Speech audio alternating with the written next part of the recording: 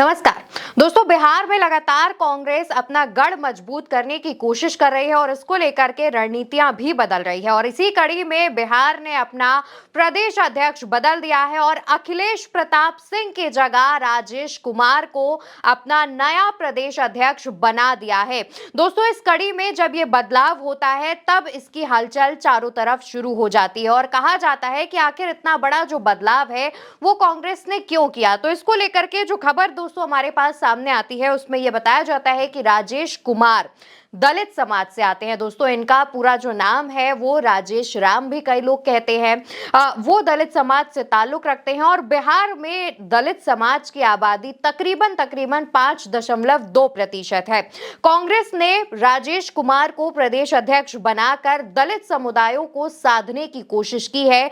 हर तरफ इसी बात की चर्चा की जा रही है, लेकिन इसके पीछे की जो स्टोरी है यानी कि इनसाइड स्टोरी है वो क्या है।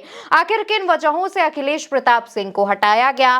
क्या सिर्फ दलित समुदाय को साधने के लिए राजेश कुमार को प्रदेश अध्यक्ष बनाया गया है या फिर इसके पीछे कोई और बड़ी वजह हो सकती है? आज इन्हीं मुद्दों पर हम करेंगे चर्चा। नमस्कार, मेरा नाम अवंतिका अवस्थी है। दोस्तों, राजेश कुमार को प्रदेश अध्यक्ष बनाए जाने से पहले जब बिहार में चुनाव प्रभारी कृष्ण अल्लावरू को बनाया गया था, उसके बाद से ही अखिलेश प्रताप सिंह को हटाए जाने की खबरें सामने आ रही थी। अब कृष्ण अल्लावरू भी राहुल गांधी के करीबी है। कृष्ण अल्लावरू को जब बिहार में चुनाव प्रभारी बनाया गया, वो बिहार में एक्टिव हुए और उन्होंने अपना काम करना शुरू कर दिया। इसके कुछ समय बाद जानकारी सामने आती है कि युवा नेता कांग्रेस के एक युवा नेता कन्हैया कुमार को बिहार के अंदर रैली की जो जिम्मेदारी है वो सौंपी गई है। कन्हैया कुमार फिलहाल के वक्त में बिहार के अंदर नौकरी दो पलायन रोको यात्रा कर रहे हैं। उनकी ये यात्रा चल रही है, यानी पहले कृष्ण अल्लावरू बिहार में आए, उसके बाद युवा नेता कन्हैया कुमार को बिहार भेजा गया।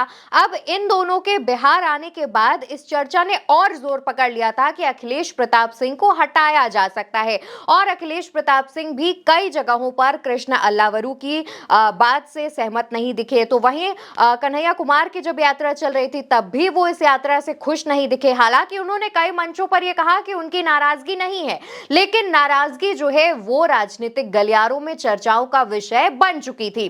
कन्हैया कुमार के बाद से ही ये चर्चा ज्यादा जोर पकड़ चुकी थी कि अखिलेश प्रताप सिंह हटाए जा सकते हैं और हुआ भी कुछ वैसा ही, जहां पर कांग्रेस ने एक पत्र, एक लेटर जारी किया और उसमें ये बता दिया, ये साफ साफ जाहिर कर दिया कि अब राजेश कुमार ही बिहार के प्रदेश अध्यक्ष रहेंगे। यानी कि ये जो चर्चाएं चल रही थी उस पर मुहर लग गई है। अब दोस्तों, राजेश कुमार दलित समुदाय से आते हैं। 5.2% दलित समुदायों की जो आबादी है वो बिहार में है और इससे कांग्रेस ने दलित समुदाय को साधने की कोशिश तो की ही है। लेकिन दोस्तों, राजेश कुमार राहुल गांधी के करीबी बताए जा रहे हैं। राजेश कुमार के पिता दिलकेश्वर राम भी कांग्रेस सरकार में मंत्री रह चुके हैं और बिहार से विधायक रह चुके हैं और मौजूदा समय में राजेश कुमार औरंगाबाद के कुटुबा सीट से विधायक भी हैं। पिछली 2 बार से वो इस सीट से जीतते चले आ रहे हैं और राहुल गांधी का करीबी होने की वजह से उनको प्रदेश अध्यक्ष नियुक्त किया गया है। कहा जा रहा है कि राहुल गांधी ने ही ये बात कही थी कि अब प्रदेश अध्यक्ष को बदला जाना चाहिए।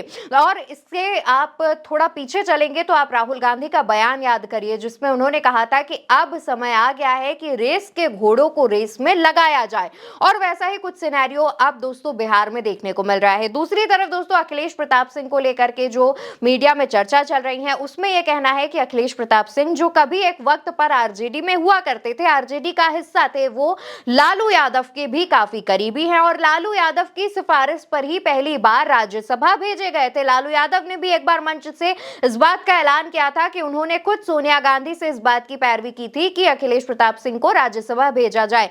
दूसरी बार भी वो कांग्रेस की तरफ से राज्यसभा भेजे गए। अभी जब कुछ समय पहले लोकसभा चुनाव हुए थे तब अखिलेश प्रताप सिंह पर आरोप लगा था कि उन्होंने आरजेडी से अपने बेटे को टिकट दिलाई, जिस पर काफी ज्यादा बवाल भी मचा था।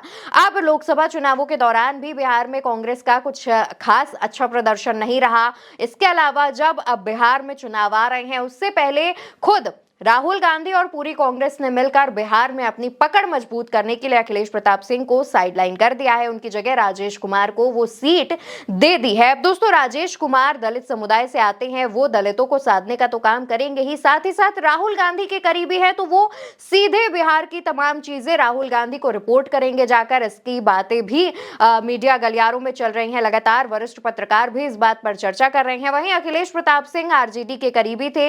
इस वजह से कहा जा रहा था कि जब अगर आरजेडी और कांग्रेस मिलकर चुनाव लड़ती है तो सीट शेयरिंग की जो बात आएगी तो वहां पर कहीं अखिलेश प्रताप सिंह आरजेडी के सामने ढीले ना पड़ जाएं। और दूसरी तरफ कहा जा रहा है कि राजेश कुमार टफ नेगोशिएटर साबित हो सकते हैं आरजेडी और कांग्रेस के बीच सीट शेयरिंग को लेकर के। फिलहाल अभी तक ये भी चर्चा चल रही है कि राजेश कुमार को जब प्रदेश अध्यक्ष नियुक्त किया गया है उसके बाद कांग्रेस बिहार में अलग चुनाव लड़ सकती है, लेकिन इस पर अभी भी कोई भी ऑफिशियल स्टेटमेंट सामने नहीं आया है।